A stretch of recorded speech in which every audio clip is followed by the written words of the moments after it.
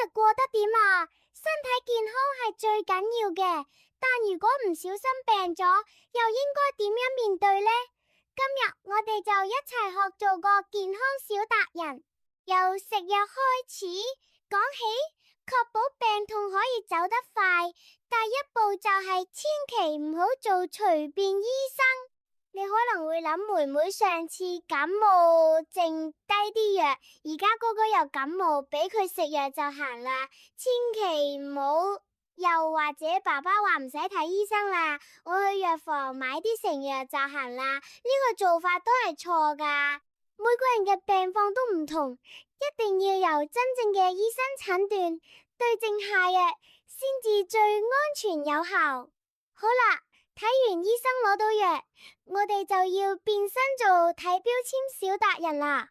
好似課本入邊嘅指紋，醫生開嘅藥籤寫住每日服4次，每隔4小時服藥1次，咁就要計下數啦。如果佢上晝10點食咗第一次，加4個鐘，下一次就係下晝2點，仲要睇清楚每次食幾多粒，係飯前定飯後食，呢啲全部都係重要資訊，絕對唔可以睇漏。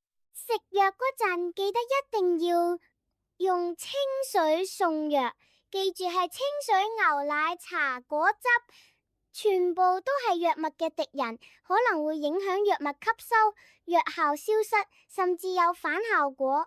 另外一個好重要嘅習慣就係，就算覺得好返好多，都一定要跟醫生指示，食完整個療程嘅藥，特別係抗生素。好似打機打大佬，你唔可以見到大佬就嚟無血就走咗去，一定要打到佢徹底消失。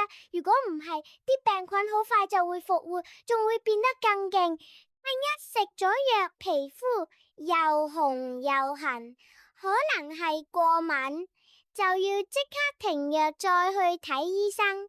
好啦，識得點食藥之後，我哋就要學識點樣擺藥。藥物都有自己嘅安樂窩㗎。美欣媽媽話齋，藥物一定要擺喺陰涼乾燥同埋避免陽光直射嘅地方，好似櫃入邊就最理想。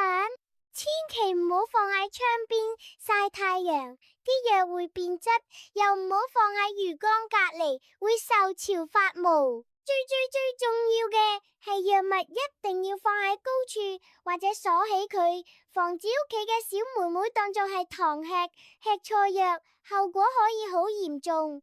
當然，除咗食藥，想快啲康復，仲有康復三寶，就係多休息，多飲水，同埋食啲有營養又容易消化嘅食物。